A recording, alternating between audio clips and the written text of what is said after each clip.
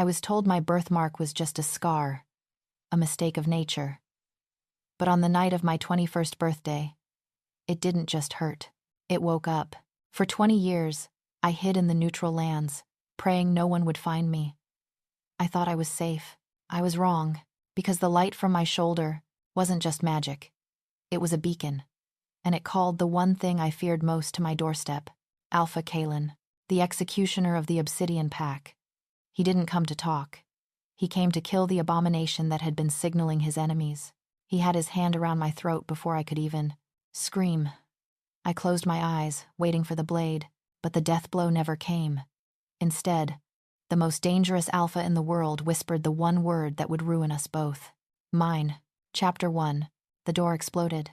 Wood splintered inward like shrapnel, hinges tearing from the frame with a shriek of metal that cut through the thunder. Rain and wind surged into the cabin, extinguishing the candles, plunging everything into darkness except for the lightning that fractured the sky. And him. Alara's scream died in her throat. He filled the doorway massive, drenched, utterly wrong in. The way apex predators are wrong when you see them up close. Water streamed from black hair plastered to a face carved from violence. Sharp jawline, brutal mouth, eyes that glowed red in the darkness. Not reflecting light, producing it. Those eyes locked onto her. She scrambled backward, bare feet, slipping on the wooden floor, her shoulder slamming into the wall. The pack she'd been frantically stuffing with supplies tumbled from her hands. Forgotten. No! The word came out broken, useless. He stepped inside. Slow, deliberate. Each footfall a pronouncement.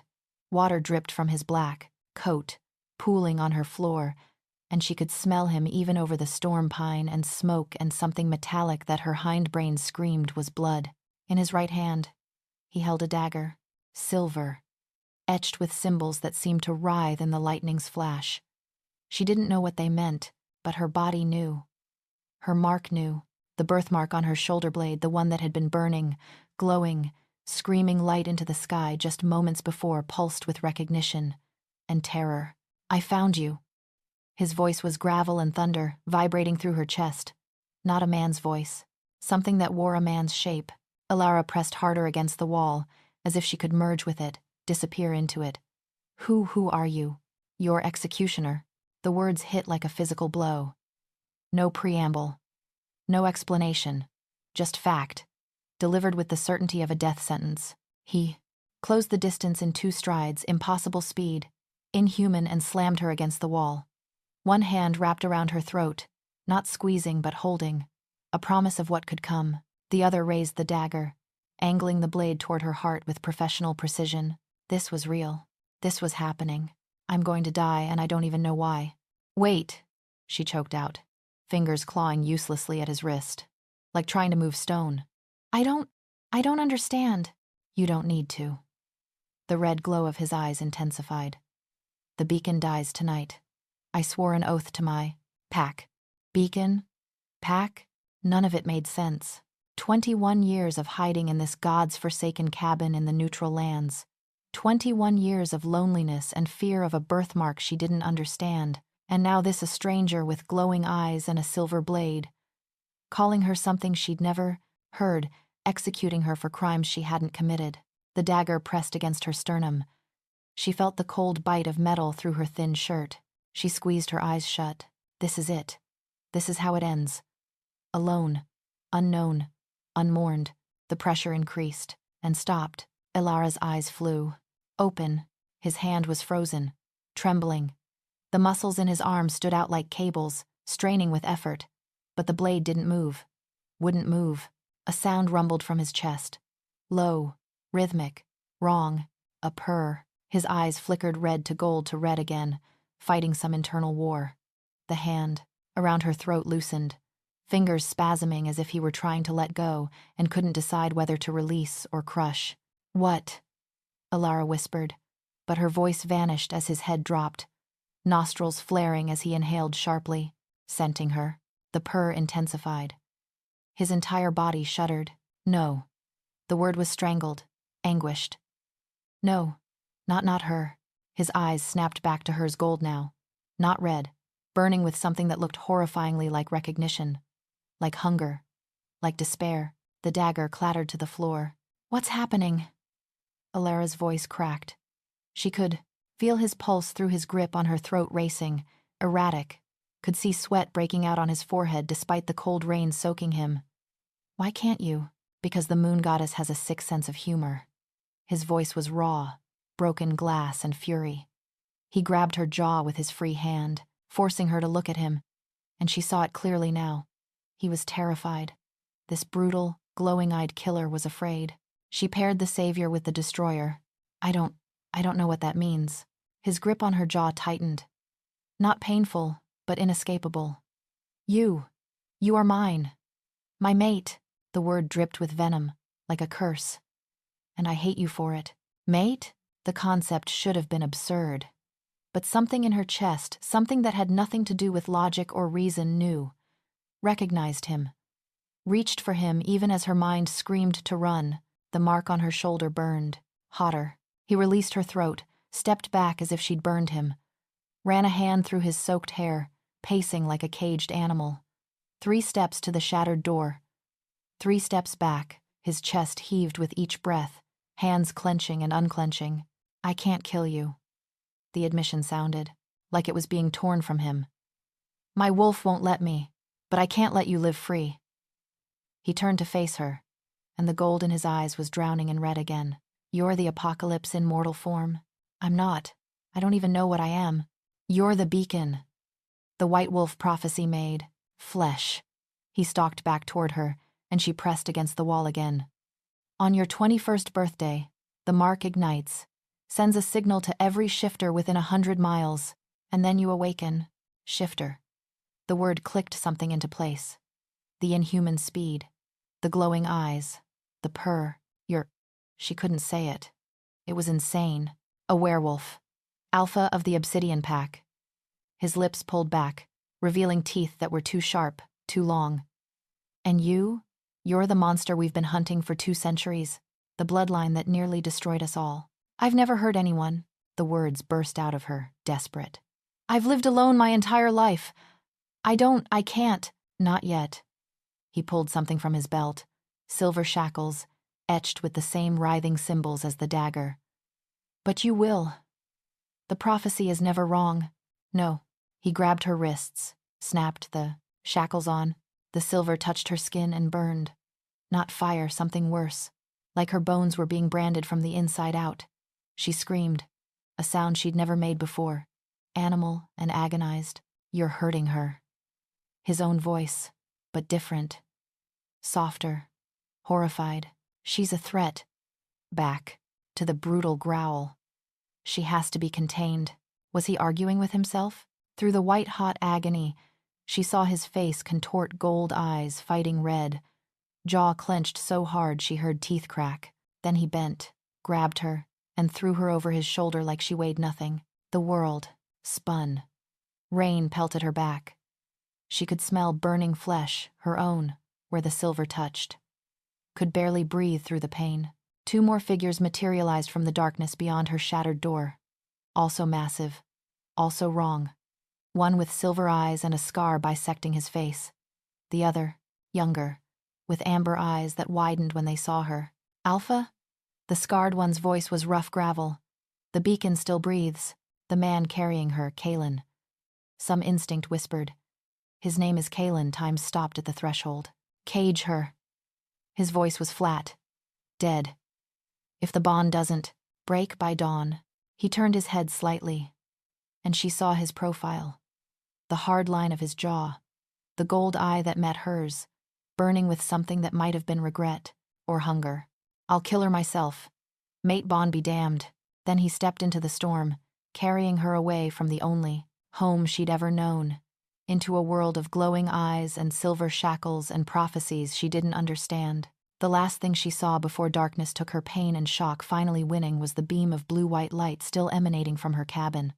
From the bathroom where her mark had, first ignited, splitting open like a second mouth, screaming its beacon into the sky. 21 years, she thought as consciousness slipped away. 21 years of hiding, and it took one night to destroy everything. His arms tightened around her as she went limp, and in the space between waking and darkness, She felt it. The thing in her chest that had recognized him, that belonged to him, even as he promised her death. The mate bond. A chain made of moonlight and biology and fate, and she didn't know which terrified her more, that he wanted to kill her, or that some traitorous part of her wanted him anyway. Chapter 2. Ilara woke to stone and silver and the smell of her own burned flesh. The cell was small. Underground, she thought the air had that dense, earthen quality, cool and stale. Stone walls on 3 sides, silver-lined bars on the 4th, a thin mattress beneath her. A bucket in the corner that she desperately hoped she wouldn't need to use. Her wrists throbbed. She lifted them slowly, hissing at the movement. Someone had removed the shackles. The skin beneath was raw, blistered, wrapped in clean white bandages that smelled faintly of herbs. Antiseptic. Someone had treated her burns while she was unconscious. Why bother healing me if he's going to kill me at dawn? She pushed herself upright, every muscle protesting. How long had she been out? Through the small window set high in the stone wall, she could see the faintest suggestion of gray. Pre-dawn. If the bond doesn't break by dawn, I'll kill her myself. Her heart kicked against her ribs. The mark on her shoulder, she reached back, felt the raised edges through her shirt. Still warm. Still there. Still alive somehow. Pulsing faintly with her heartbeat. Or was that a countdown? Footsteps echoed in the corridor beyond her cell. Heavy boots on stone. Her body tensed instinctively, pressed back against the wall. Not Kaelin. These steps were different, measured but not predatory. A figure materialized from the shadows, the scarred man from the cabin. Silver eyes that caught what little light filtered through her window. A brutal slash of scar tissue cutting from his left temple to his jaw. He held a tray. Actual food bread. Something that might have been stew. A cup of water. He slid it through a gap at the base of the bars without coming closer. Ilara stared at it. At him. Is it poisoned? A snort. Almost amused. If the Alpha wanted you dead by poison, you'd already be dead. He wants to do it himself. A pause. Needs the closure. Needs the closure. Like she was unfinished business. A chore left undone. She didn't touch the food. Who are you? Dax. Beta. Of the Obsidian pack. He crossed his arms, leaning against the opposite wall. Casual, but his eyes never left her. You're Ilara, though I suppose you already know that. I don't know anything. Her voice came out smaller than she wanted. I don't know what I am. What the beacon is. Why she couldn't finish. Why he wants to kill me. Why he called me his mate and looked at me like I was poison. Dax studied her for a long moment. You really don't know. I've lived alone in that cabin since I was 12. Before that, an orphanage. No one ever told me. Her throat closed. I didn't. I'd even know I wasn't human until last night. Something shifted in his expression. Not quite sympathy, but recognition. Like he was recalibrating his assessment of her. The beacon, he said slowly, is a prophecy. 200 years old, give or take. He jerked his chin toward her shoulder. You have the mark. White wolf crest. There's only been one other in recorded history. Ilara's hand crept to her shoulder. What happened to them? She went mad. Killed thousands of shifters across 12 territories before the combined packs brought her down. His voice was flat, reciting history. Tore through alphas like they were nothing. The power in the bloodline, it's unstoppable and uncontrollable. Before she died, she prophesied, my bloodline will return. The beacon will rise on their 21st year, and the age of wolves will end. The age of wolves will end. You think I'm going to die? She couldn't say it. Couldn't voice the horror. That I'll kill everyone? I don't think anything, Dax said. But the Alpha does. And his oath to protect this pack is absolute. He paused. Every wolf born with even a partial mark has been executed at birth for 2 centuries. You're the first to survive to adulthood. Because you were hidden. I didn't ask for this. Her voice broke. I didn't choose. None of us choose our bloodlines. For the first time, something almost gentle entered his tone. But we live with the consequences anyway. Silence settled between them. Heavy. Suffocating. Then, muffled through stone and earth. Voices. Raised. Angry. Kaelin's voice. Unmistakable, even distorted by distance. I don't care what the bond says. She's a threat. An older voice, gravelly with age and authority. You cannot kill your fated mate. It will destroy you. Your wolf will go feral. Then I'll die feral. Better than watching her end us all. Alara flinched. Each word was a blade, carving away any illusion that the mate bond might save her. The older voice again. Test her. If she shows signs of the madness, end it then. But you owe the bond at least a day. One day to see if the prophecy speaks true. Silence.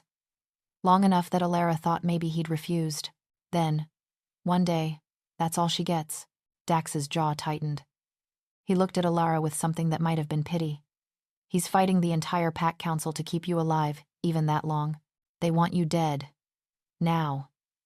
But he wants me dead too. He wants his people safe. Dax pushed off the wall. There's a difference between want and need. He's drowning in the space between. He turned to leave, then paused. The bond, it's not just inconvenient, it's biological imperative. Every instinct he has is screaming to protect you, claim you, and every oath he's sworn is screaming to end you. He's being ripped apart. I didn't ask for the bond either. No. But you have it anyway. He met her eyes, and so does he. Dax disappeared into the shadows, leaving her alone with cold stone and the tray of food she still didn't trust. Alara pulled her knees to her chest, wrapped her arms around them. The mark pulsed, warm, alive. One day, dawn was coming. She could feel it in the way the gray light through the window shifted from charcoal to ash. The deadline was passing, and she was still breathing. Footsteps again. Different this time. Slower. Heavier with something that wasn't weight but presence. Kaelin materialized at her cell bars like a specter, and Alara's breath caught. He looked wrecked. Shadows carved beneath eyes that had gone from red to gold and currently burned somewhere in between, amber. Like coals still smoldering. His dark hair was disheveled, his jaw shadowed with stubble. He gripped the bars with both hands, and she saw his knuckles were split, bloody. Had he punched something? Or someone? They stared at each other, through silver bars. Dawn's breaking, she said quietly, stating the obvious, filling the unbearable silence. I know. His voice was raw, shredded. You haven't done it. I know. He closed his eyes. A muscle jumped in his jaw. I tried. Stood outside this door for an hour, blade in hand. My hand wouldn't move. The confession was agony. She could hear it bleeding from him. So what happens now? His eyes opened, fixed on her, with an intensity that made her want to look away and couldn't. Now I find another way. If I can't kill you, I'll break you. Make you wish you'd never been born. Break you until there's nothing left to destroy my pack. The words should have terrified her. Instead, she felt something else. Something that scared her more than his threats. He's breaking too. I'm not a monster, she whispered. He was silent for so long she thought he wouldn't respond. Then, not yet, but you will be. The prophecy is never wrong. How do you know? The question came out sharper than intended. Has anyone ever questioned it? Or do you all just accept it as truth and execute children in their cribs? His expression darkened. Dangerous. You think we want to kill innocents? I think you're so afraid of a 200-year-old legend that you don't even consider it might be wrong. She pushed to her feet, ignoring her protesting muscles, and crossed to the bars, close enough to see the flecks of red still fighting the gold in his irises.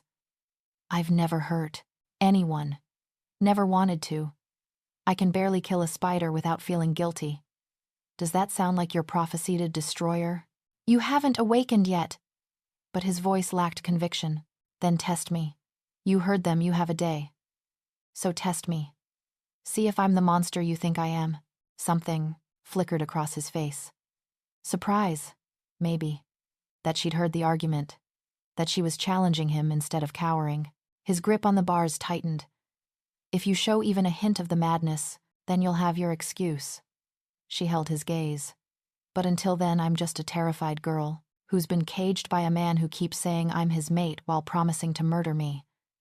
So forgive me if I'm a little confused about the mixed signals. A sound escaped him, not quite a laugh, darker. You want clarity? Here it is. My wolf recognizes you as mate, Every cell in my body is screaming to tear these bars down, pull you close, and never let anything hurt you. And that terrifies me. Because the last time I trusted my instincts over my duty, people died. The raw honesty stole her breath. But the oath I swore when I became Alpha, when my father's body was still warm from the rogues, who killed him, was to protect my pack above all else. Above my wants, above my needs, above my life. His voice dropped to barely above a whisper. So yes, mixed signals, because I'm two creatures fighting for dominance, and you're the battleground. Alara's hand lifted. She didn't plan it, didn't think, and her fingers brushed his where they gripped the bars. He jerked back like she'd electrocuted him. The space where their skin had touched burned. Not painful, not like the silver. Like recognition, they stared at each other, both breathing too hard. Get some rest, Kaylin finally ground out. Mira, our healer, will come for you at midday. If you're going to be here, you'll be useful. He turned to leave. Kaylin, he froze. Didn't turn back. Thank you. For the bandages. His shoulders tensed. Don't thank me for keeping you alive long enough to kill you. Then he was gone, swallowed by shadows and duty and the impossible weight of a bond he didn't want. Alara sank back to her mattress, held her hand up to the growing dawn light. The fingers that had touched his tingled. The mark on her shoulder pulsed, and somewhere deep in her chest, in a place she hadn't known existed until a stranger broke down her door and called her his, something pulled, yearning, reaching, toward him. No, she thought desperately. I can't want him. He's going to kill me. But the mate bond didn't care about logic. It only knew recognition. And hers had found its match in a man, with eyes like amber fire and hands that trembled when they held a blade meant for her heart. From somewhere in the compound above, a howl rose. Mournful, anguished, animal, and utterly, devastatingly alone. His wolf, crying for a mate it couldn't have. Alara pressed her palm to her chest, felt her own heart answer. One day, she reminded herself. I have one day to prove I'm not the monster. Dawn broke fully, spilling weak gray light across her cell. The deadline had passed. She was still alive. And somehow, that felt less like a victory and more like a stay of execution. Chapter 3, Mira, came at midday, as promised. The healer was older, maybe 60 in human years, though Alara was learning that meant nothing with shifters. Silver-streaked hair pulled back in a severe braid, sharp green eyes that missed nothing, and hands that moved with the confidence of someone who'd spent a lifetime putting broken things back together. She unlocked the cell without ceremony. Come, and don't try anything stupid. There are guards every 10 feet, and they won't hesitate like the Alpha does. Alara followed her through corridors of stone and packed earth, lit by oil lamps that cast dancing shadows. The Obsidian pack's stronghold was larger than she'd imagined, a warren of tunnels and chambers carved into the mountain itself. She caught glimpses through doorways.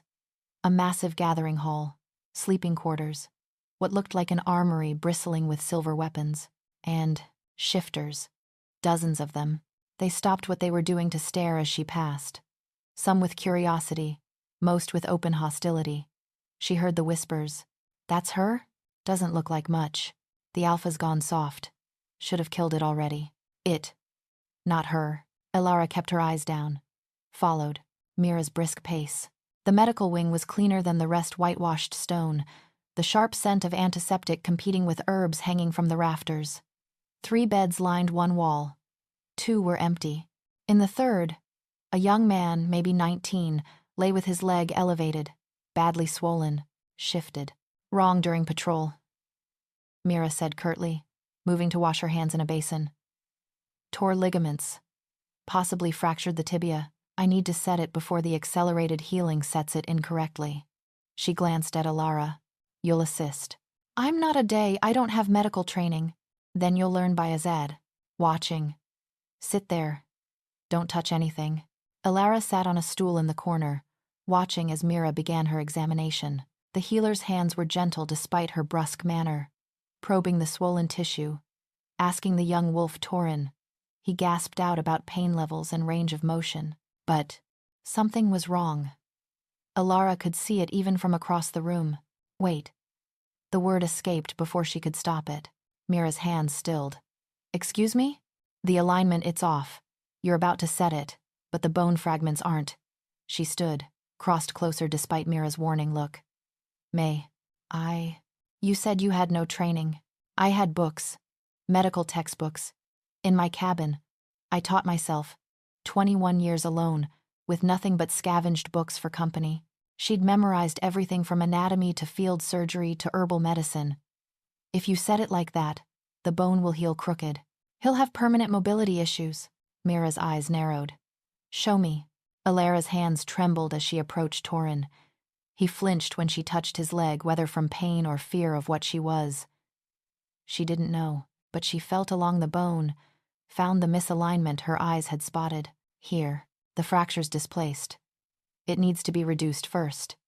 She demonstrated the angle, the gentle traction required. Mira watched, then, without a word, adjusted her grip. Following Alara's guidance, the bone shifted back into alignment with a soft click. Torin gasped, then exhaled in relief as the pressure eased. Better, he breathed. Gods, that's better. Mira finished the setting in silence, wrapped the leg, administered a tincture for pain. When Torin had drifted into drugged sleep, she turned to Alara.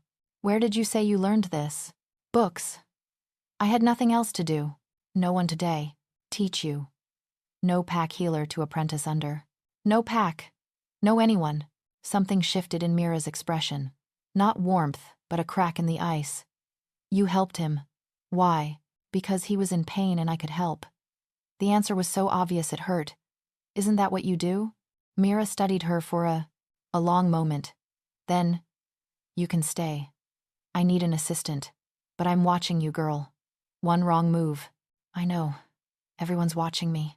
Good. Then you understand your position. Alara spent the afternoon learning the layout of Mira's supplies. Herbs she recognized from her own foraging. Yarrow, for bleeding. Comfrey, for bones. Willow bark, for pain. Others were new, specific to shifter physiology. Silver leaf for infection resistance. Moon's tears for accelerated healing. She was cataloging dried wolfsbane carefully. Mira had warned, toxic to shifters even in small doses when she felt it. A presence. Heavy. Familiar. She turned. Kalen stood in the doorway, filling it. He wore different clothes now, dark pants, a simple shirt that did nothing to hide the brutal strength underneath. His amber eyes tracked her movements as she carefully set down the wolfsbane, wiped her hands. Clean. Alpha. Mira's voice held respect. She helped with Torin, corrected my setting before I made it permanent. His gaze never left Alara. Did she? The boy would have been crippled. She saw what I missed. A pause. Permission to keep her assigned here. I could use someone with her eye. Destroyers don't heal. Alara heard his own words from the night before, saw them land behind his eyes, saw the crack they made in his certainty. Granted. His jaw clenched. But she doesn't leave this wing without escort. Understood. He should have left then. Instead, he stood there, drinking, her in like a man dying of thirst who didn't trust the water. Mira, with the intuition of someone who'd lived through decades of pack politics, found a reason to check on Torin in the other room, leaving them alone. You helped him. Kalen's voice was rough, not quite accusing, not quite grateful. I told you, I'm not a monster. The prophecy says I'll end the age of wolves. But what if? She took a breath, risked the question. What if whoever wrote it meant end the age of old wolves? What if it's not about destruction but change? That's a dangerous interpretation. Is it more dangerous than killing someone who might be innocent? His hand shot out, gripped the doorframe, knuckles white. You're asking me to gamble my pack's survival on a mite. I'm asking you to see me, not the prophecy. Me. She took a step closer, watched his whole body, tense. Did you choose this? Being Alpha? Having your father die, and the weight of everyone's survival dropped on your shoulders when you were what, 19? His eyes flashed. 18. And no, I didn't choose it. Then you know what it's like, to have a fate you didn't ask for. Another step, close enough to smell him now pine and smoke, and something uniquely him. I didn't choose the mark, didn't choose the prophecy, didn't choose you. Her voice softened. But here we are, he echoed. His gaze dropped to her bandaged wrists. The silver. I'm sorry. The apology shocked her. You're not sorry for wanting to kill me? I'm sorry for hurting you. The distinction seemed important to him. There's a difference. Is there? His hand lifted, he seemed surprised by his own movement, and his fingers ghosted over her cheek. Not quite touching. Hovering. Like he was afraid contact would shatter something. I don't know anymore, he admitted. Everything I thought I knew about duty, about destiny, about what I'd do to protect my pack, it's all. He gestured between them. This complicates everything. Ilara's breath caught. His hand was so close. The mate bond pulled, ached. Kaelin. A sharp knock on the outer door. Both of them jerked apart. Alpha. Dax's voice. Urgent. We have a visitor. Elder Thorn arrived from the capital. Kaelin's entire demeanor shifted. The vulnerable man vanished, replaced by the Alpha. I didn't summon the day, Council. He says it's a courtesy call. To advise on the beacon situation. The look Kaelin shot Ilara was complicated. Warning. Regret. Stay here. Don't let anyone see you. Then he was gone, moving with that predatory grace. Ilara stood frozen, her cheek still tingling where his hand had almost touched. Mira returned, expression grave. Elder Thorn is dangerous. Old power, old grudges. If he's here, it's because of me. Yes. No point in lying.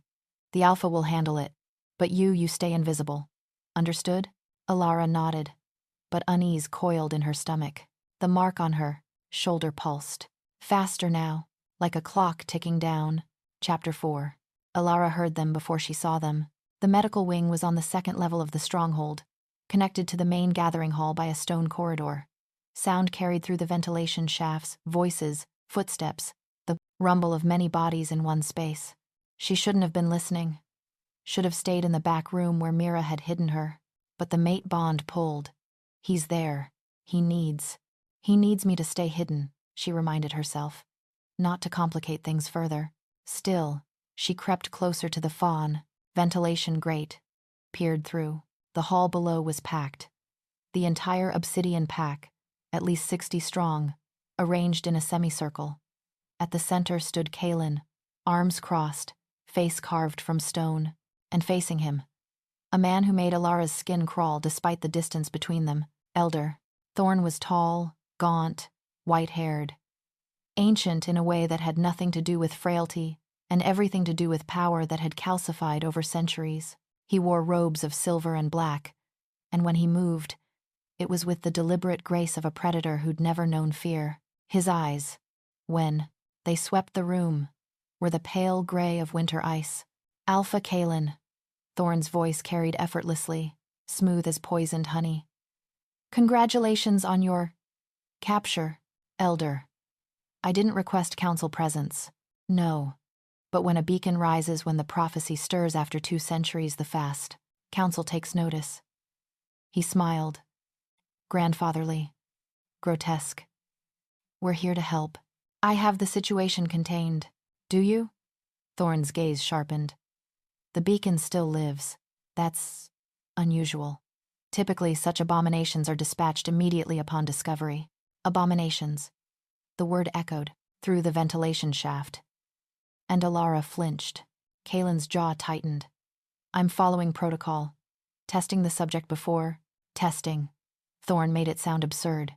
Alpha, the prophecy is clear. The white wolf brings the end of our age. There is no test. There is only elimination before the Synda. Awakening completes. The awakening doesn't complete for weeks. I have time. Time you're wasting out of misplaced sentiment. Thorn took a step closer. I understand you've bonded with the creature. An unfortunate biological accident. But you cannot let chemistry override duty. Murmurs rippled through the pack. Ilara saw heads nodding. Saw the way some of the warriors looked at Kaelin, disappointment, doubt. My duty, Kaelin said, voice dropping to a dangerous register, is to my pack, not to the council. Your duty is to all packs, all shifters. We are one people, Alpha. What threatens one, threatens all. Thorn's voice turned silken. Your father understood that. When the rogues came, he didn't hesitate.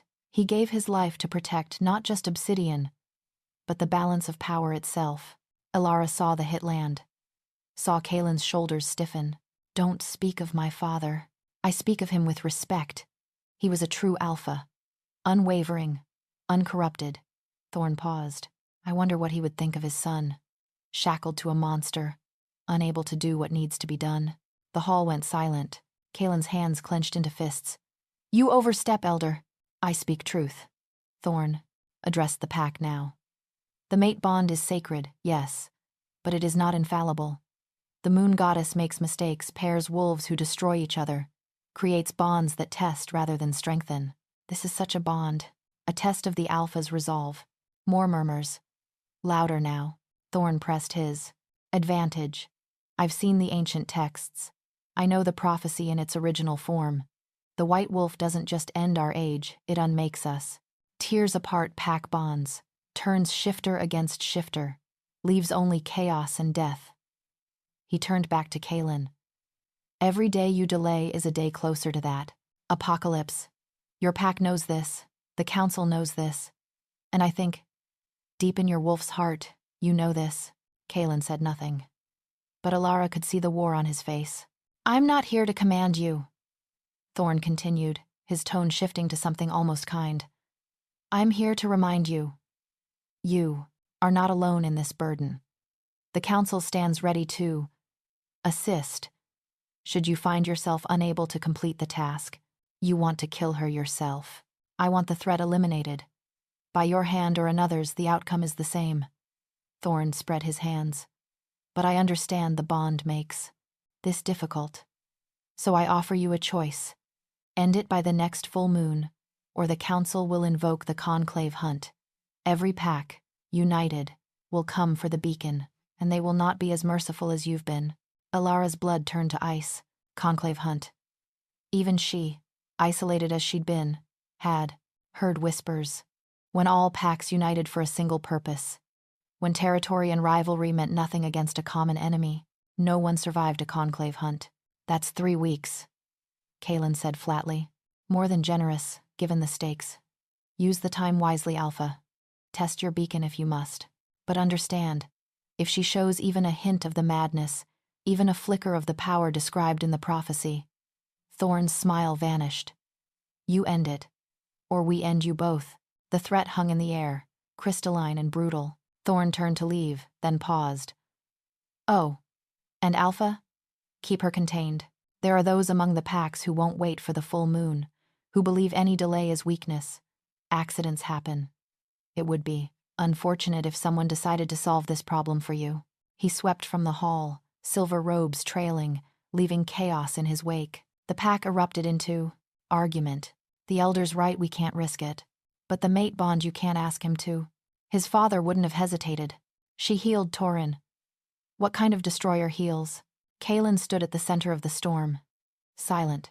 Still. Then his eyes lifted. Directly to the ventilation grate. Directly to her. He knew she was listening. Their gazes locked across the distance, and Elara saw it clearly. He was drowning. Being pulled apart by duty and desire, pack and bond, fear and something that might have been hope. Help me, his eyes said. But she was locked in a cell, marked for death, hunted by every pack in existence. How could she help him when she couldn't even help herself? That night, someone tried to kill her. Elara woke to the sound of her cell door opening, not the main barred entrance, but a smaller service door she hadn't noticed, hidden in the shadows. A figure slipped through, backlit by the corridor's faint light. Male, armed, moving with shifter silence. Her heart lurched into her throat. She rolled off the mattress, pressed against the wall. Who? The figure lunged. She saw the blade, not silver, regular steel, aimed for her throat and reacted. On pure instinct, rolled left. The knife sparked against stone where her head had been. Elder says you're an abomination, the voice hissed. Young, zealous. Says we're all gonna die if you live. I'm not dying for you. He lunged again. Elara had never fought in her life. But 21 years of survival of skinning game, chopping wood, defending her cabin from wild animals had taught her body awareness. and her medical knowledge told her exactly where to strike. She went for his eyes. Her fingers found soft tissue. He screamed, stumbled back. She ran for the main door, screaming for help. The assassin recovered fast, too fast, grabbed her hair, yanked her back. She tasted blood where her teeth cut her lip. The knife came up, and then he was gone, ripped away by a force of nature. Kalen. No, not Kalen. His wolf. Partially shifted, claws extended, fangs descended, eyes blazing alpha red. He had the assassin by the throat, slammed him against the bars hard enough to dent them. Who sent you? The assassin terrified, choking. Elder Thorne said she's an abomination, we have to. Kalen's claws pierced skin. Thorne left hours ago. Try again. He left instructions anyone loyal end the threat. Alara watched, frozen, as Kalen's rage consumed him. He could kill this man. Would kill this man. Should kill this man. Who just tried to murder her in her cell. But she heard herself say, don't. Kalen's head snapped toward her. Eyes. Wild. Wolf ascendant. He's not worth it. She continued, her voice shaking. He's scared. They all are. Because of me. He tried to kill you, and I'm still alive. She took a step closer. Every instinct screaming not to approach an alpha in bloodlust. Because you saved me. Again. Even though you keep saying you want me dead. The words hung between them. Kalen looked at the assassin, then at her. At the blood on her split lip. At the way she was trembling but standing straight. He threw the assassin out of the cell, roared for guards. Lock him up. I want a full interrogation. Every name of everyone Thorne spoke to. Then, as the guards dragged the unconscious would-be killer away, Kalen turned to Alara, crossed the cell in 2 strides, and pulled her into his arms. The embrace shocked her into stillness. His whole body was shaking adrenaline, rage, terror finally breaking through. You didn't shift, he said into her hair, his voice cracked. Your life was threatened and you didn't shift. You didn't go feral. You didn't. He pulled back, gripped her shoulders, searched her face. The prophecy says you'd be consumed by rage, mindless. But you stopped me from killing him. I don't want anyone to die because of me. You're nothing like the stories. It sounded like a confession. Nothing like what I expected. Alara's hands, which had lifted to his chest to push away, instead curled into his shirt. Then maybe the prophecy is wrong. His forehead dropped to hers. This close, she could see the gold completely drowning the red in his eyes. Wolf ascendant, but protective wolf. Mate wolf. I don't know what to believe anymore, he whispered. Then don't believe the prophecy. Believe what you see, what you feel. What I feel, he said roughly, is terrified. That I'm making a mistake. That I'm letting you live because I want you. And my pack will pay the price. Or you're keeping me alive because you're strong enough to question what you've been told. His hands slid from her shoulders to cup her face, thumbs brushing her cheekbones. The touch was everything gentle, desperate, reverent. Alara, Kalen, their lips were inches apart. She could feel his breath, could see the war in his eyes. Duty, desire, doubt, hope. The kiss would change everything. Seal the bond, make her his in truth, and condemn them both to whatever consequences came. She closed the distance. Chapter 5. The kiss was supposed to be gentle. It wasn't. It was desperation and defiance, fear and fury, everything they couldn't say wrapped in the slide of lips and teeth and breathless need. Kalen's hands tightened, in her hair, angling her head as he deepened the kiss. And Alara's entire world narrowed to him.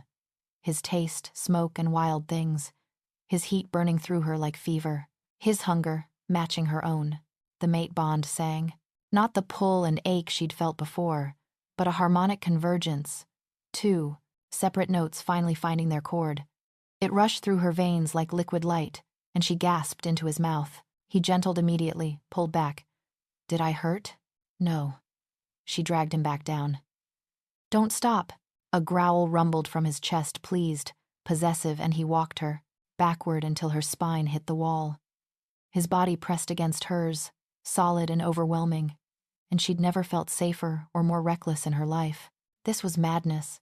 He was supposed to kill her. She was supposed to destroy his world. But his mouth trailed from her lips to her jaw, her throat, finding the pulse point that made her whimper. And none of the prophecies mattered. Nothing mattered except them finally giving in to what had been building since that first impossible moment when biology overrode hatred. His hand found her waist, slipped beneath her shirt to bare skin, and the mark exploded. Not pain. Power. Silver light erupted from her shoulder, so bright Kaylin jerked back with a curse.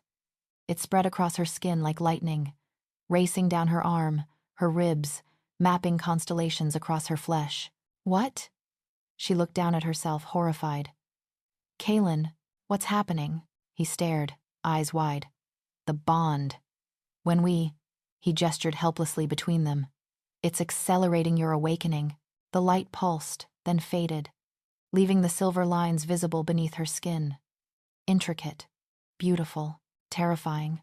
She covered her arm with her hand. I'm sorry. I didn't know. Don't apologize. His voice was rough. He ran a hand through his hair, paced 3 steps away, then back. I knew this would happen. Every interaction between mates strengthens the bond, strengthens you. He laughed, bitter. I couldn't help myself. Alara's heart cracked at the self-loathing in his tone. Kaylin, the more I touch you, the faster you become what the prophecy predicts. He wouldn't look at her. I'm either falling for an elaborate trap, or I'm the fool who dooms his pack because he couldn't keep his hands off his mate. You don't know that, don't I? He finally met her eyes, and she saw the agony there. In 3 weeks, you'll be fully awakened, and we'll know if you're salvation or destruction. But every moment I spend with you, every kiss, every touch, I'm gambling with my people's lives. Then let me prove it. The words tumbled out. Let me help. I help Torin. Let me help others. Let them see I'm not. Thorn's already poisoned half the pack against you. And after tonight, he gestured to where the guards had dragged the assassin. They'll say you seduced me, used the bond to cloud my judgment. Have I? The question stopped him cold. Have I clouded your judgment? She pressed. Or have you started to see past the prophecy to the person standing in front of you? He stared at her for a long moment, then quietly, both. And that terrifies me more than anything. Footsteps in the corridor, multiple sets, running. Dax burst in, face grim. Alpha. The interrogation. You need to hear this.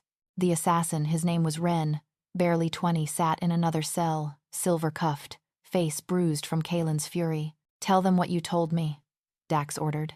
Ren swallowed hard, wouldn't meet. Kaylin's eyes. Elder Thorn. Before he left, he gathered some of us, the younger warriors. Said the old ways were being forgotten, that alphas used to be strong, decisive, not. He trailed off. Not what? Not weak for a mate. The words came out in a rush.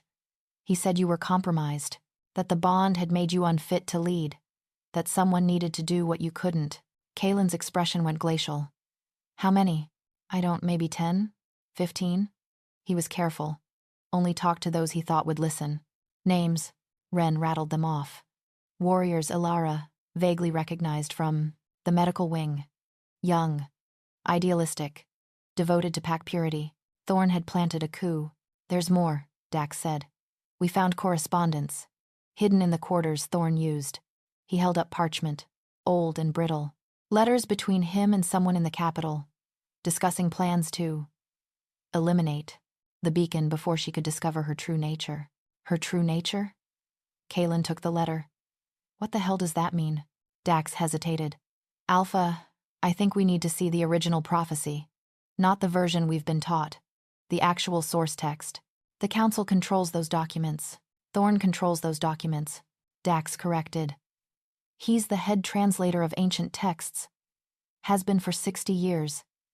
And if he's this desperate to kill her before the awakening, his eyes found Alara's. What if the prophecy doesn't say what we think it says? Silence. Alara's mind raced. You think he's lying? About what I am? I think men who hold power rarely give it up willingly, Dax said. And prophesying doom is a convenient way to eliminate threats. Kaylin looked between them. You're saying the Council Thorn has been executing children for 2 centuries based on a lie? I'm saying we should verify before we kill anyone else. The weight of that, the potential scope of the deception, the innocent blood already spilled settled over the room like a shroud. Kaylin's hands clenched. Where's the nearest archive? One outside Council control? The Keeper's Archive. Neutral territory. 3 days' journey north. Then we leave at dawn. Kaylin's voice was steel. Decided. Alpha, if you leave pack territory with the beacon, then I'm making a choice. My pack or the truth. He looked at Alara, and something shifted in his expression. Resolve hardening into certainty. I've been making choices based on fear and prophecy for too long. It's time I made one based on what I know. His gaze intensified. And what I feel, the pack won't understand. Then I'll explain when I return. Or I won't return at all. He turned to Ren. You and the others. Thorn corrupted, you'll be confined until I get back. No communication with the capital. No communication with anyone. Alpha, you tried to kill an innocent woman because an elder whispered poison in your ear. Be grateful I'm only confining you. He strode from the cell, Dax scrambling to follow, leaving Alara standing in the corridor, silver lines still glowing faintly beneath her skin, the taste of him still on her lips. 3 days' journey, alone with Kaylin, away from the pack, the council, the watching eyes. Either he'd discover she was innocent and the prophecy was false, or she'd awaken fully, become the monster they feared, and he'd have to kill her far from home, where her death wouldn't traumatize his people. Both possibilities terrified her.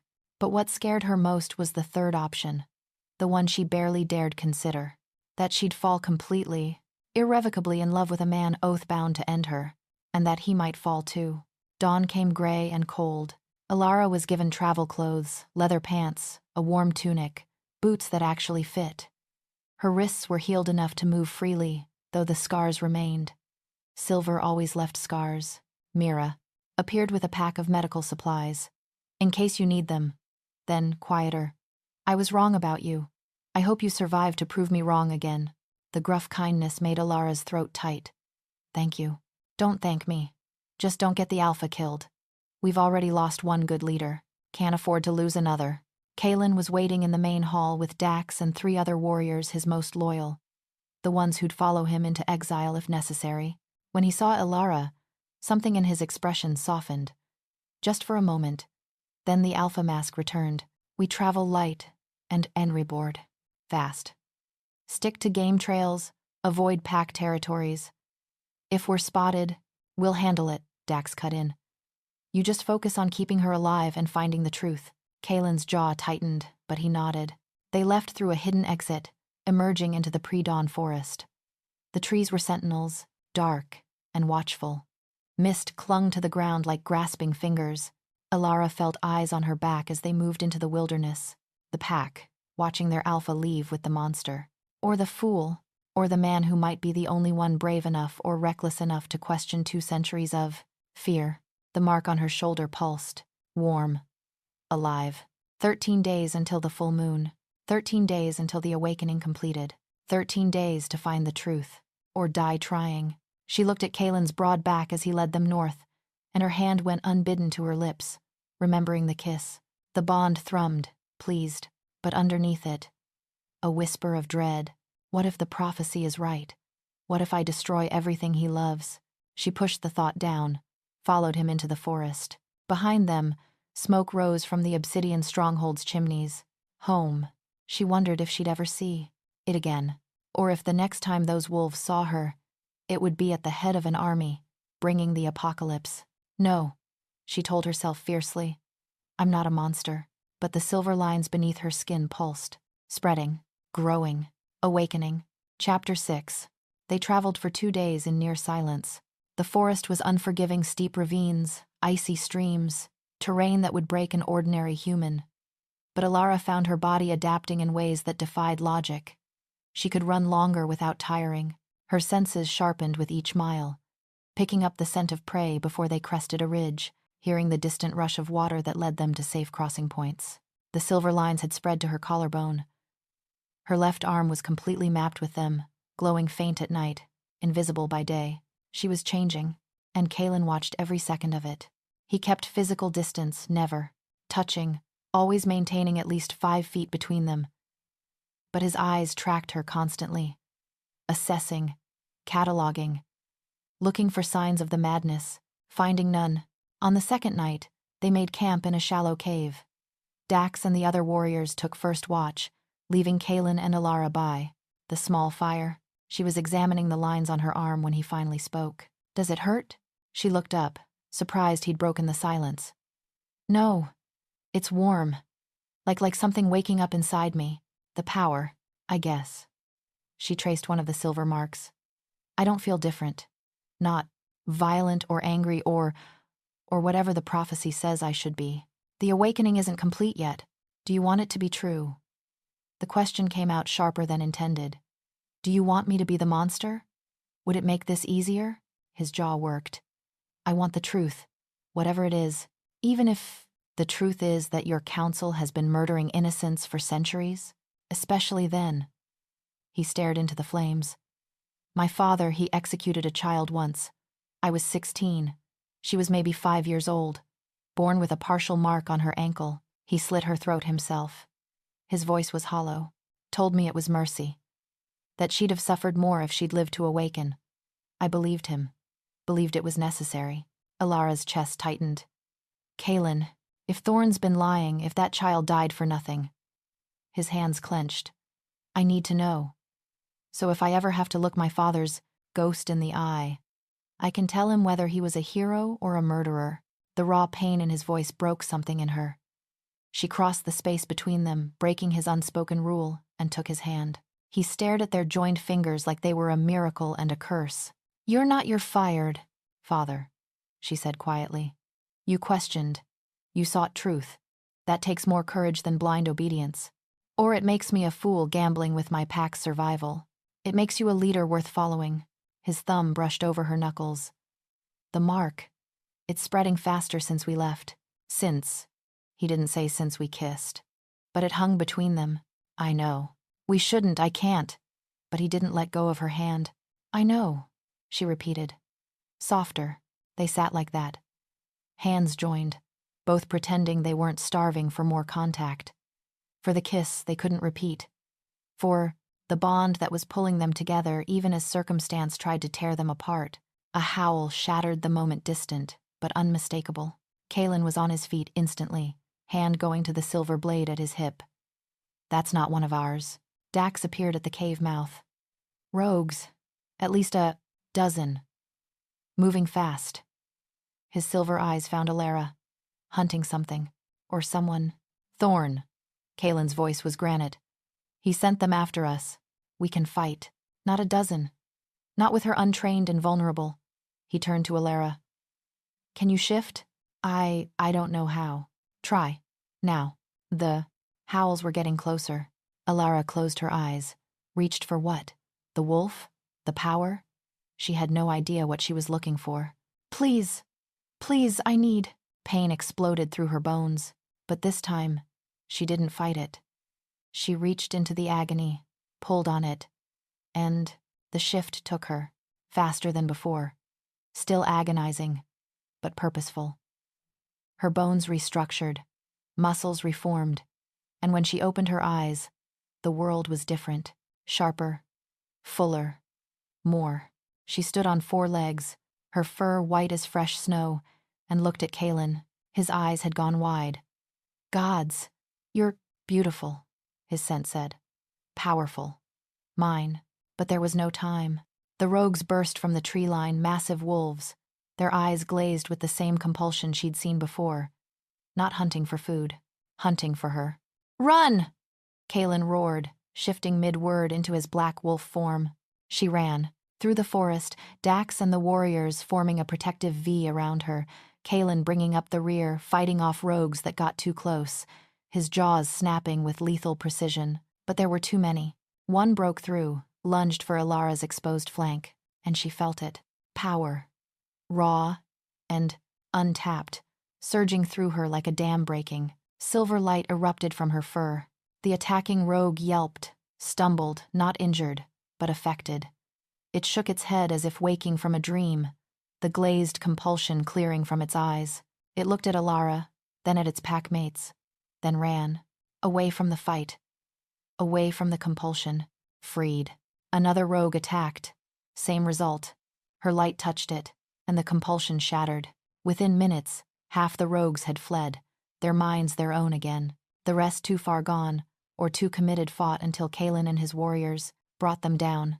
When silence finally fell, broken only by ragged breathing, Alara stood in the center of a circle of bodies, glowing like a fallen star. She'd killed no one. She'd saved them. Kalen shifted back to human, staring at her with something like awe. Your power. It doesn't destroy. It frees. She shifted back easier now, almost natural, and collapsed, naked and trembling. He was there instantly, wrapping his cloak around her. Easy. I've got you.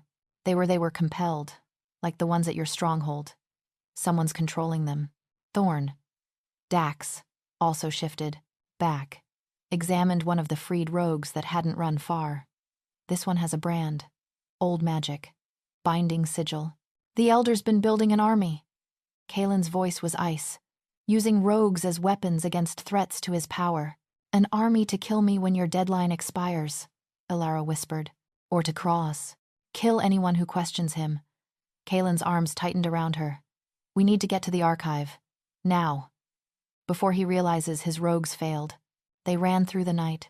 The Keeper's archive appeared at dawn, a structure grown from living trees, ancient and organic, its entrance marked by stones carved with symbols that predated language. The Keeper herself was blind, ancient beyond measure, her milky eyes seeing more than sight ever could. She scented Alara and smiled. The Queen's crest. I never thought I'd witness its return. Queen? The Keeper led them to a restricted vault, pulled out scrolls so old they crumbled at the edges. The original prophecy, she said, unrolling it with reverent care. Written in the old tongue, translated by only 3 beings in history. Her gnarled finger traced the ancient script. The last translation was done by Elder Thorn, 60 years ago. Kalen leaned over the scroll. What does it actually say? The Keeper's voice was ancient song and sorrow.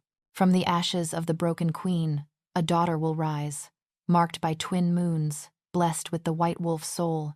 She will unmake the chains of the false shepherd's crown herself. In starlight and howl, the old god's home. The age of lies will end. The age of balance will begin. Silence. Then Alara, voice breaking. That doesn't say I'll destroy. No.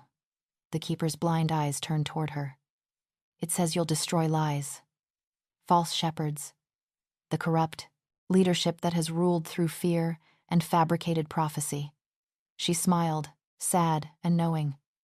You're not meant to end the shifters. You're meant to free them. Kalen's face had gone white. The broken queen? Your ancestor, the Keeper told Alara. The first white wolf. She wasn't mad. She was murdered by the council's predecessors because she refused to submit to their control. They spread the lie of her madness to justify the killing. And Thorn knew. Kalen's voice was barely controlled rage. He knew, and he's been executing children for decades to protect the council's power. Children who would have grown to challenge him, to unite the packs under true leadership instead of fear. The Keeper placed a weathered hand on Alara's arm. You are the last of her bloodline, the rightful queen of all shifter packs. Queen. The word sat wrong. Heavy. I don't want to rule anyone. You won't have a choice. The Keeper's expression turned grave. When the awakening completes, your power will be undeniable. Every shifter will feel it. The pull of true authority versus the manufactured control of the council. She paused.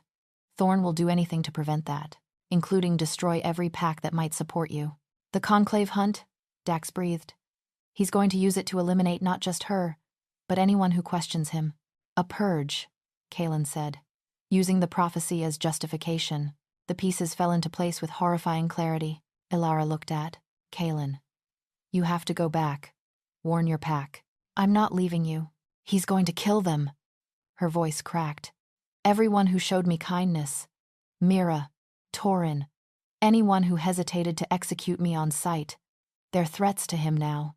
Kalen's jaw clenched. Then we go back together. Alpha, if you return with her, the corrupted warriors will. I don't care. He gripped Alara's shoulders. We face this together. That's the choice I'm making. The Keeper sighed. Then you should know. The awakening is accelerating. You have days, not weeks. When the full moon rises, her milky eyes found Alara. You'll become what you were always meant to be. And the world will have to choose, the Queen's light or the Council's lies. What if I can't control it? Alara whispered. What if the power? That's where he comes in. The Keeper gestured to Kaelin. The mate bond isn't accidental. You'll need an anchor. Someone strong enough to ground you when the power threatens to overwhelm. Kaelin's hand found hers. I'm not going anywhere. Their eyes met, and Alara saw it clearly. He'd made his choice. Not duty over desire, or pack over mate. Her. He'd chosen her, even if it cost him everything. Chapter 7.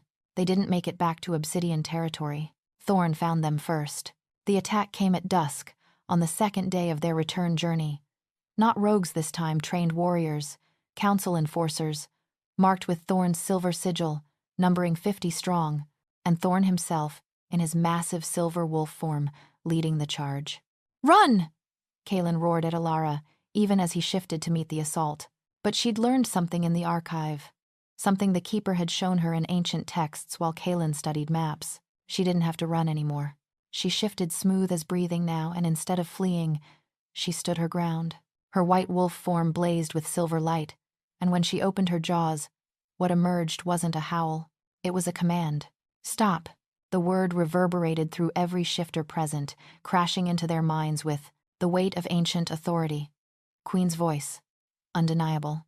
The council warriors stumbled, their charge faltering, but Thorn, old, powerful, fortified by decades of dark magic, resisted.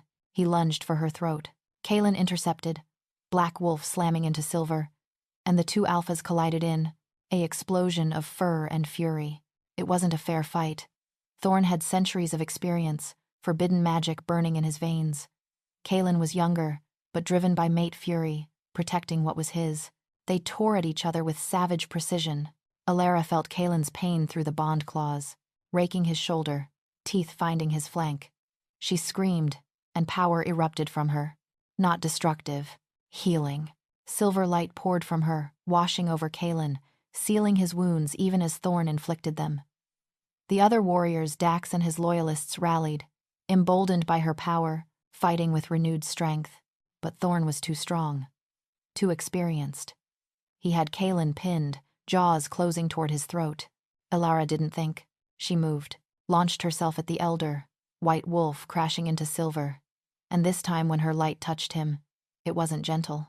It was truth. She saw into him, into the centuries of lies. The children murdered, the power hoarded, the corruption calcified into his very soul. Saw the moment he'd killed the original white wolf, the broken queen, and smiled as he spread the lie of her madness. Saw his plan. Kill Alara. Eliminate Kaelin. Purge any pack that questioned. Rule through manufactured fear for another century. And her power rejected him. The silver light turned to white fire, burning away his dark magic like morning mist. He shrieked an inhuman sound and stumbled back. Abomination. Thorn's voice, even in day, wolf form, carried. She's in my head. I'm showing them the truth! Alara's voice rang out, human words from a wolf's throat, impossible and undeniable. You killed the broken queen. You wrote the false prophecy. You've been murdering children for power.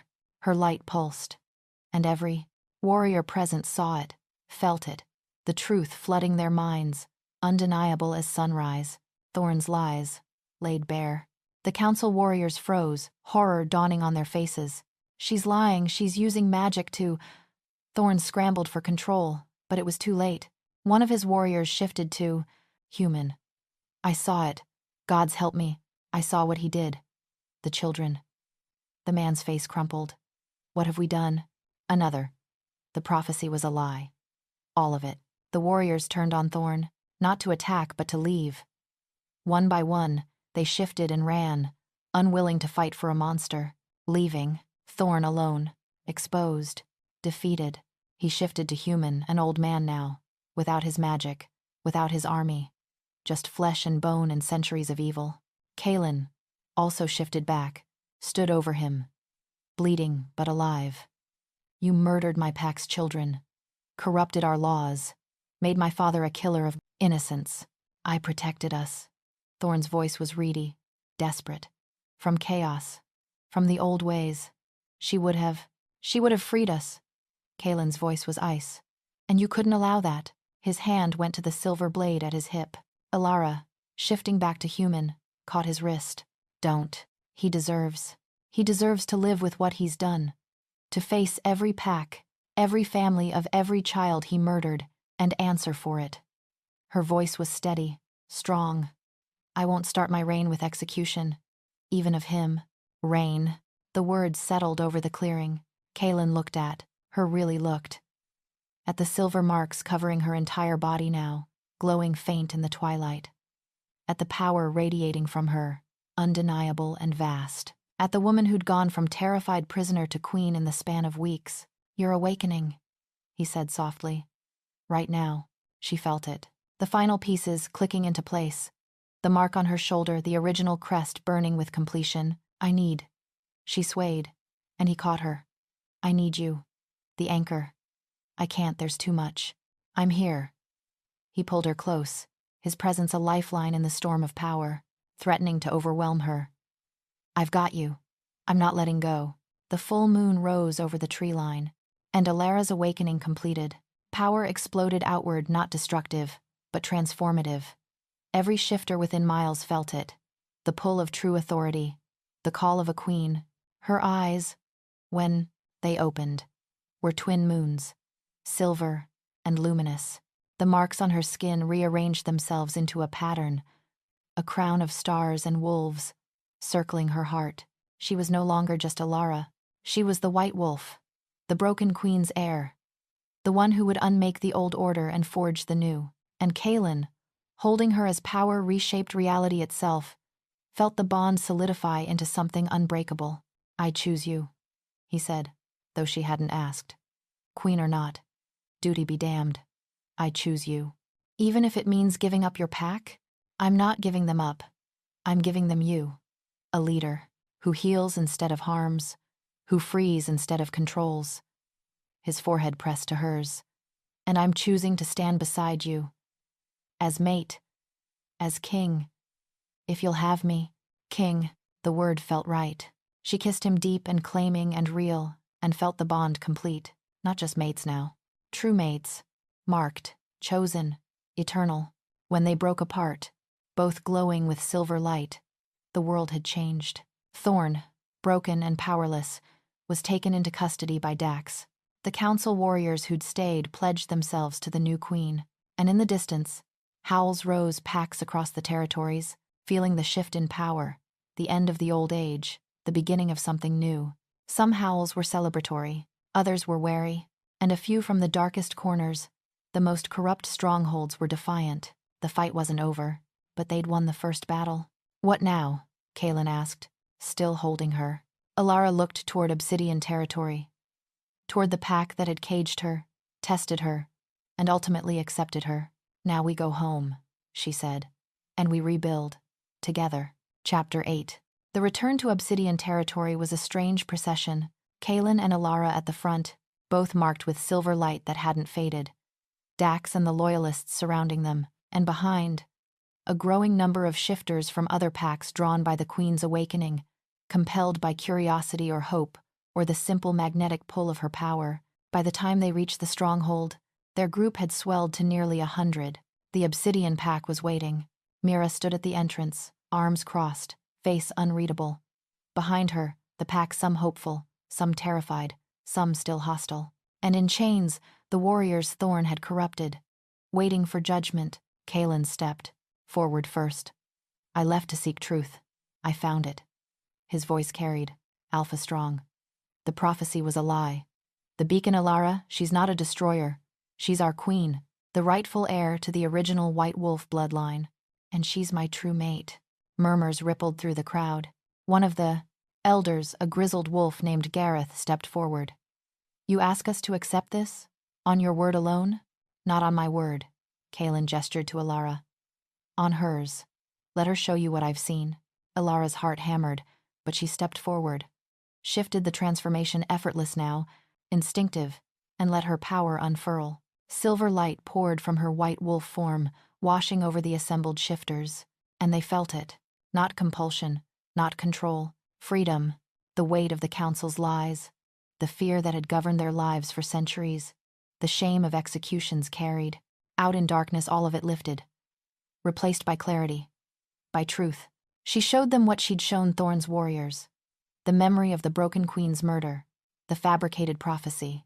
The children killed for power, not protection. When the light faded, wolves across the clearing were weeping. Gods, Mira breathed.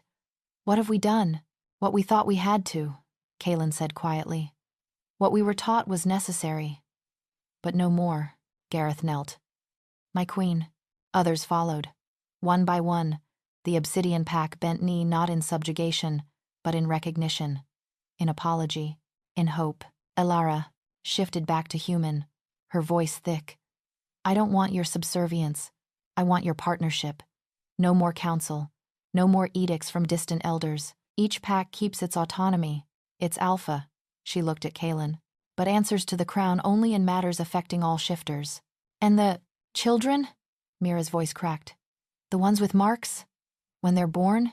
Protected, celebrated, trained. Ilara's voice strengthened.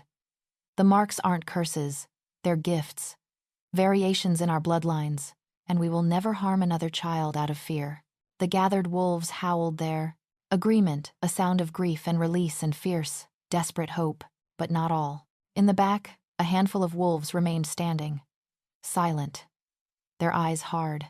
Traditionalists, ones who'd built their power on the old ways. One spoke a female alpha from a neighboring pack. Pretty words, girl, but power demands proof. You say you're queen? Prove it. Face the challenge. The crowd went silent. Kaelin's hand went to his blade. She doesn't have to prove anything. Yes, I do. Ilara's voice was calm. What's the challenge? The alpha smiled, cruel. Combat. You against me. If you win, I bend. Knee. If I win. She shrugged. Problem solved. It was a trap. This wolf, Vera, from the Iron Peak pack was legendary, vicious, trained from birth in combat. Ilara had been a shifter for weeks. I accept, Ilara said. No, Kaelin started, but she silenced him with a look. I have to. They need to see. Not that she could win a fight, that she could lead. The challenge was held in the central clearing, lit by torches and moonlight. Vera shifted first a rust-red wolf, massive and scarred, eyes gleaming with predatory anticipation. Ilara shifted second white wolf, smaller, marked, with silver light. They circled. Vera lunged first, going for the throat, classic kill strike. Ilara dodged, but barely. Claws raked her shoulder. Pain exploded, and she felt Kaelin's anguish through the bond. She couldn't win this with strength, so she didn't try. She used what she had: speed, agility, and power that wasn't designed for killing. Vera attacked again, brutal and efficient. Ilara took the hits, crying out, bleeding, but not going down, and with each strike, her light touched Vera. Not burning, not controlling, revealing. She showed Vera the truth of what the Iron Peak Alpha had become. A wolf who killed challengers not for pack protection, but for the thrill. Who ruled through terror, not respect. Who'd become the very thing she claimed to fight against. Vera stumbled, shaking her head as if trying to dislodge the visions. Get out of my head. I'm showing you yourself, Ilara's voice rang out. You've become a tyrant, just like Thorn, just like the Council. I protect my pack. You control them. There's a difference. Vera roared, lunged with everything she had. And Ilara, instead of dodging, caught her. Her smaller form shouldn't have been able to hold the larger wolf. But queen power surged, and she pinned Vera to the ground. Not with violence, with truth. You can be better, Ilara said, her jaws near Vera's throat but not closing. You can lead through strength and compassion. I'm not here to replace alphas. I'm here to sit, remind them what leadership actually means. Vera's struggles weakened. You should kill me, I challenged. I lost. I don't want to kill you. I want you to choose. Fear or hope. The old ways or the new. For a long moment, Vera lay still. Then, quietly, I yield. Ilara released her. Both shifted back to human. Vera knelt, head bowed. My queen, my pack Iron Peak we bend knee. Applause erupted from the watching crowd, but Ilara extended her hand, helped Vera to her feet. I don't need you on your knees. I need you standing beside me. Equals. Partners. Vera stared at the offered hand, then took it. This is going to take getting used to. The Iron Peak Alpha muttered. For all of us. That night, after the formal pledges and political maneuvering, Kaelin found Ilara alone on the mountain overlook. She was staring at the territories spread below dozens of packlands, hundreds of thousands of shifters, all feeling the ripple of what had changed. Are you all right? He asked, coming to stand beside her. I'm terrified. Her laugh was shaky. I was a girl living alone in a cabin 3 weeks ago. Now I'm supposed to rule an entire species. You're not alone. Anymore. His hand found hers. You have me. Dax.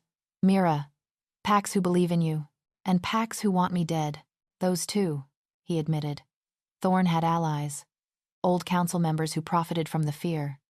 They won't give up power easily, so the fight continues. Yes, he turned her to face, but we face it together, as true mates. He took a breath. As king and queen. If you'll have me, she cupped his face. You're giving up being Obsidian Alpha. Dax will lead them. He's been ready for years. Kaelin's eyes blazed gold. I'm choosing you, choosing us. Whatever comes, the bond, making you king. It means immortality. Centuries. Watching everyone we know age and die. I know, you'll resent me eventually. For taking your mortal life. No. His certainty was absolute. I'll be grateful. For every year, every century, every moment with you. Ilara kissed him, then deep and claiming, and felt the bond shift one final time. The true mate mark appeared on both their hearts. Interlocking wolves, silver and gold, eternal. When they broke apart, both glowing, Kaelin smiled. My queen. My king. They stood together, looking out over the world they'd have. To rebuild. The age of lies had ended. The age of balance had begun. But dawn was still distant, and the shadows were gathering their strength. Chapter 9. 3 months later, the new order was messy. Ilara sat in what had once been the council's grand hall, now stripped of its oppressive grandeur, transformed into something more functional. A war room, a gathering place, not a throne room. She refused to have a throne. Around the table sat representatives from 15 packs, some eager allies, others wary participants, a few barely concealed hostiles, and the Shadowfen pack. Still refuses to acknowledge your authority, Dax was saying, pointing to a map. They've closed their borders, expelled any shifter with marks, and they executed 2 children last week. Mira's voice was tight with rage. Claimed they were purging the abomination's influence. The room erupted in angry murmurs. Ilara's hands clenched beneath the table. Kaelin's hand covered hers, steadying. We can't allow this to continue, Vera growled. The Iron Peak Alpha had become one of Ilara's fiercest supporters. Give the word, my queen. We'll drag them into compliance. No. Ilara's voice cut through the noise. We don't drag anyone. We don't force. That makes us no better than Thorn. Then what do we do? An older Alpha, Corbin, leaned forward. Let them murder children while we debate philosophy. We isolate them.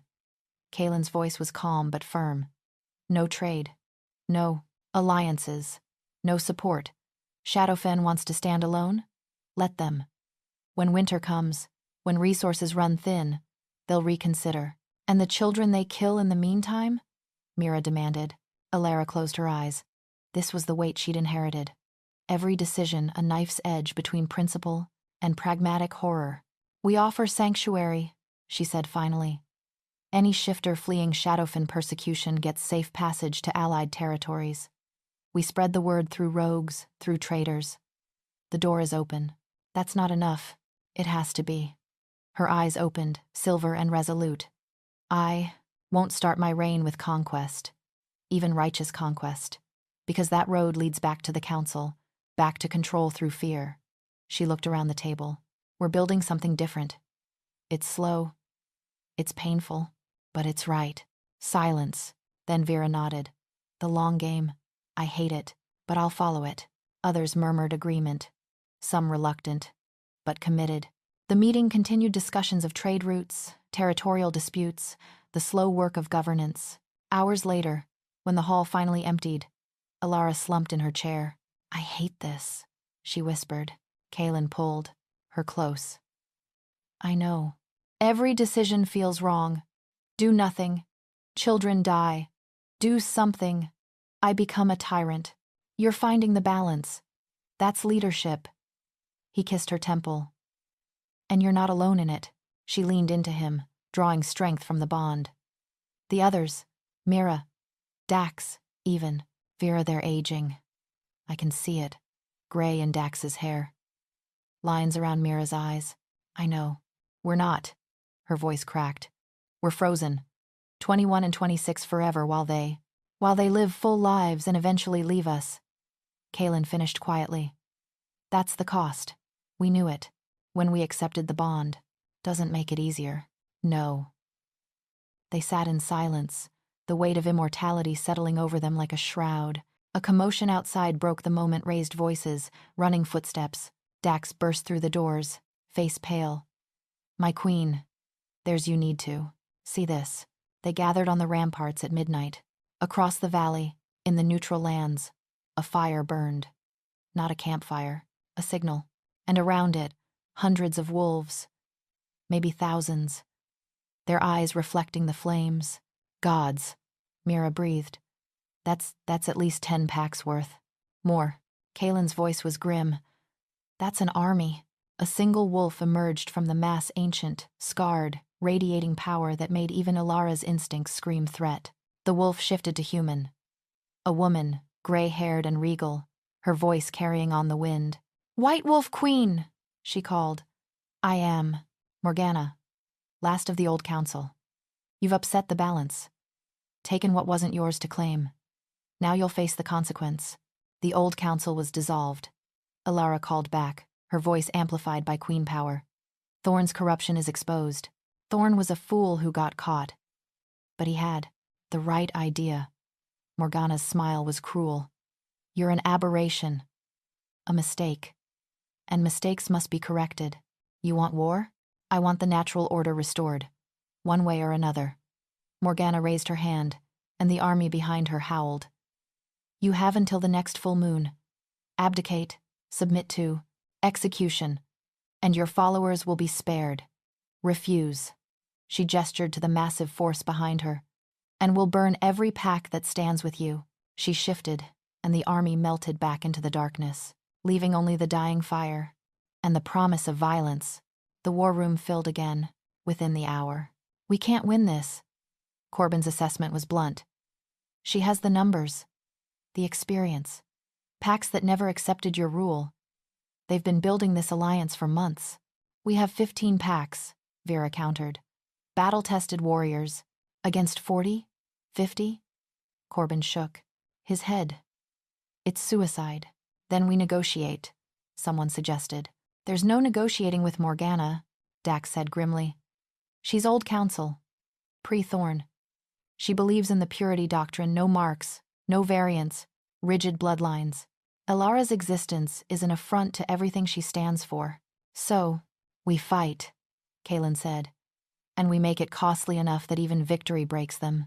Alara listened to them strategize, brilliant minds working the problem, looking for angles, for hope. But she felt something else. A pull, familiar now. The same instinct that had awakened her power, that had shown her truth, that had her eyes widened. There's another way. Everyone turned. The mark, she said slowly. It's not just power. It's connection. I felt it when I freed the compelled rogues. When I showed everyone Thorn's crimes. She stood. What if I could do that on a massive scale? You want to? What? Convert an army with magic? Corbin's skepticism was heavy. Not convert. Show them the truth. The real history. The lies they've been fed. Her voice strengthened. Morgana's power comes from belief in the old ways, but what if her army saw what the old ways actually were? The children murdered. The fear. The corruption. That would take immense power, Mira said carefully. You'd have to touch every mind there. Thousands. I know. It could kill you, Kalen said flatly. Or it could end this without bloodshed. Or both. His eyes blazed. You're talking about burning yourself out. Using so much power that I might not survive. Yes. She met his gaze. But if it works, if I can show them truth, we save thousands of lives. On both sides, the room erupted in argument, but Alara had already decided she would gamble everything on. The one thing the old council could never defeat. Truth. Chapter 10. The full moon rose on the battlefield. 2 armies faced each other across the valley. Morgana's forces thousands strong, disciplined, deadly, and Alara's smaller, fierce, terrified, but willing to stand. Alara walked to the found, center ground alone. Kalen had argued for hours, begged, commanded, finally accepted. If you die, he'd said, voice breaking, I follow. The bond, I won't survive it. Then I'd better not die. She'd kissed him. Maybe for the last time. Now she stood in no man's land, white wolf form blazing, with silver light, and looked at the army that wanted her dead. Morgana emerged from their ranks, shifted to human, ancient and powerful. Come to accept my terms? No. Alara shifted to human, standing naked, and marked, and unafraid. I came to offer truth. I don't want your lies. Then take my memories. Alara reached deep, deeper than she ever had, and pulled on the queen power. Not to compel, not to control, to share. Light exploded from her silver and vast, washing over both armies, and every shifter present saw 200 years of history, unfiltered, raw, the broken, queen not mad, but visionary. Murdered for refusing to submit. The first marked children killed in their cradles, parents told it was mercy. Thorns rise built on fabricated prophecy and systematic fear, generation after generation of lies, of children executed, of power hoarded by those who claimed to protect, and interwoven through it all, what could have been. The marked ones who survived in secret, their gifts, healers, seers, bridges between packs, potential, murdered in the name of purity. The vision was absolute, undeniable, and it was killing Alara. She felt her power burning, consuming her from within. Heard Kalen's anguished roar through the bond as he felt her dying, but she didn't stop. She showed them everything, held nothing back. Let truth do what violence never could. When the light finally faded, Alara collapsed. The world was silent. Then, one by one, wolves from Morgana's army began to kneel, not to Alara, to the truth. No, Morgana's voice was desperate. She's manipulating you, her magic. That wasn't magic. A young warrior, tears streaming. That was memory. Reality. She looked at Morgana with betrayal and horror. You knew. You've always known. And you let us kill for lies. Others echoed her, voices rising, accusing. Morgana's army crumbled from within, and Kalen, shifted to human, was at Alara's side, cradling her dying form. No. His voice broke. You don't get to leave me. Worth it, she breathed. Blood on her lips. Saved them. Truth. I don't care about truth. I care about you. His tears fell on her face. Please. The bond, use it. Take my strength. She tried to speak, but her eyes were fading silver, dimming to gray, dying. The true mate bond pulsed, frantic, desperate. And something else answered. Not just Kalen's power, every wolf that had knelt. Every shifter who'd seen her truth and accepted it. Their power, willingly given, flowing through the bond to their queen. Hundreds, thousands. A tide of silver light pouring into Alara's failing form. Not compelled. Chosen. Her eyes blazed back to life brighter than before. White silver, incandescent. She gasped. Power flooding her, and the transformation was instant. No longer just awakened, transcendent. The queen's marks rearranged themselves into patterns of stars. Her power solidified into something eternal, unbreakable. She'd gambled everything on truth, and truth had saved her. When she could finally speak, her voice carried to every wolf present. I don't want your submission. I don't want your fear. She stood, Kaelin beside her, both glowing with shared power. I want your partnership, your questions, your strength. We build the new age together. All of us. Or not at all. Morgana, abandoned by her army, stared with impotent rage. This isn't over. Yes, Elara said gently. It is. For you. The choice is yours. Accept exile, or accept change. The ancient wolf looked at her, ruined army. At the queen who'd defeated her without violence.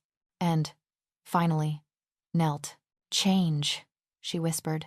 5 years later, Elara stood on the mountain overlook where she'd first accepted her fate. The territories below had transformed. Not perfect, nothing ever was, but better. Packs governed, themselves with crown oversight. Marked children were protected, trained, celebrated. The old lies had lost their power. Behind her, she heard footsteps. Kaelin, carrying reports from the council session. Shadowfen finally opened their borders, he said, coming to stand beside her. Requested. Formal alliance. The last holdout. Stubborn bastards. But even they couldn't ignore the prosperity of the allied packs. He wrapped an arm around her. You did it. The new age. We did it. They stood in comfortable silence, watching the sun set over their world. Do you regret it? She asked, quietly. The immortality. Watching Dax grow old. Mira's daughter is older than we appear now. Sometimes. His honesty was unflinching. But I'd rather have forever with you than a mortal lifetime without. She leaned into him, the bond humming contentment. But in the shadows, in the distant territories where maps ended, something stirred. Elara had felt it for months now. Dreams of darkness, of a wolf with eyes like midnight, a mirror to her light. The prophecy had spoken of balance. She'd brought the light, but every dawn required dusk. There's another one out there, she said. Another marked. I can feel them. The next threat? Maybe. She turned to face him. Or the next chapter. We'll face it together. Always. They kissed as the sun dipped below the horizon. The age of lies had ended. The age of balance had begun. And somewhere in the darkness, a wolf with eyes, like starless night, opened them for the first time, waiting. Thank you for watching this story until the end. If this story touched your heart, subscribe and click on the next video. It is darker, deeper, and even more unforgettable. Hit that notification bell so you never miss a new story, and comment your country or city. Your support helps us create more contents like this.